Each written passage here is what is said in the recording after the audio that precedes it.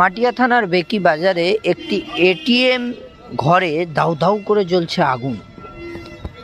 স্থানীয় সূত্রে জানা গেছে, এই আগুন জ্বলার কারণ হিসাবে স্থানীয়দের যে ধারণা, ইলেকট্রিক শর্ট সার্কিট থেকেই এই আগুন লেগেছে বলে অনুমান করছে স্থানীয় বাসিন্দারা। এটি এটিএম ব্যাংকের ঘর, দাউ দাউ করে জ্বলছে আগুন। স্থানীয়রা লক্ষ্য করলে তারা ছুটে আসে এই আগুন নেভানোর জন্যে, কিন্তু তাদের চেষ্টা ব্যর্থ হয়। পরে ঘটনাস্থলে পৌঁছায় দমকলের একটি ইঞ্জিন। ঘটনায় চাঞ্চল্য ছড়িয়েছে এলাকায়। মাটিয়া থেকে নিজস্ব প্রতিনিধি রিপোর্ট, ABN বাংলা।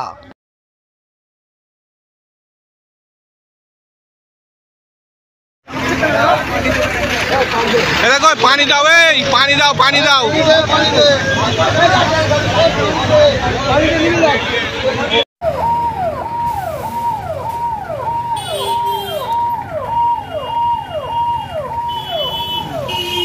বরাদ্দ করেন তো